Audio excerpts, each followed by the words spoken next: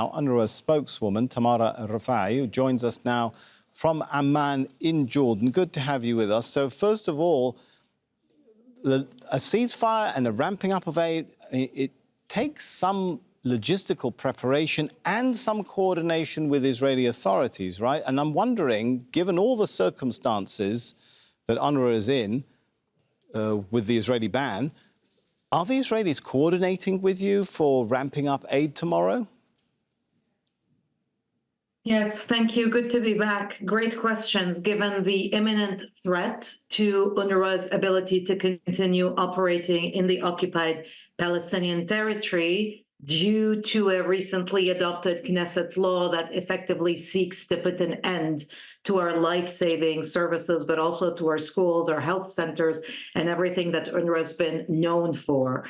We are ready to scale up humanitarian assistance, and my colleagues who are in Gaza are there still managing the shelters, distributing food, providing medical consultations. In fact, 16,000 medical consultations per day, 500,000 per month, is a fully fledged primary health sector that UNRWA is running. We're extremely eager to see the humanitarian part of the ceasefire actioned as of tomorrow morning, and extremely worried that if UNRWA is prevented from being able to work, then the glue that brings together the entire complex humanitarian operation might not be able to function.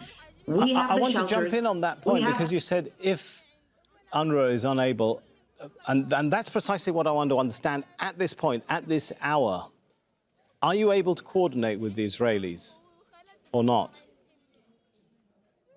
We are still working in Gaza and coordinating. The D-Day, the deadline as per the implementation of these laws by the Israeli parliament, the Knesset, is on the 1st of February. So we're about 12 days still away from the possibility of not being able to work. But I want to highlight that not only is UNRWA the backbone of the humanitarian response with our shelters, our people, our personnel, our trucks, and our warehouses, but for us, and what we've been saying for the longest time, is the minute the ceasefire kicks in, it is of utmost priority to bring over 600,000 children back to some form of learning, not just for education, but also to help them overcome or deal with the immense trauma they have faced for 15 months now. And only UNRWA has the schools, the teachers, and the social workers able to do that as of the day after tomorrow.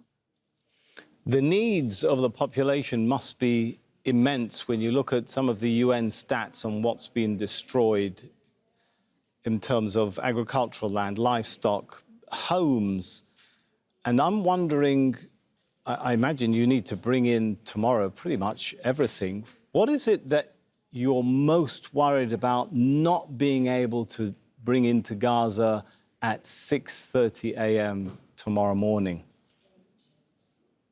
Most important thing to bring in, and which is ready outside the border crossings, are food, medicines, and other basic supplies. What we're mostly worried about is not to have enough sufficient border crossings to really allow for a big surge in humanitarian assistance.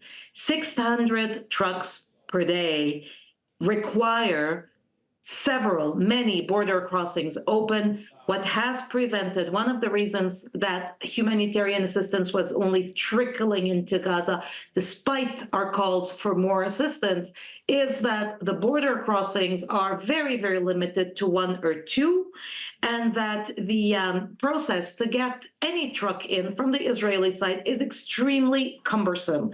600 trucks, by the way. Tamara, sorry again, but you've also said something really important there. So have you had any guarantees from the Israelis that, A, more border crossings, more than 2, will be opened, B, that some of this cumbersome process will be streamlined?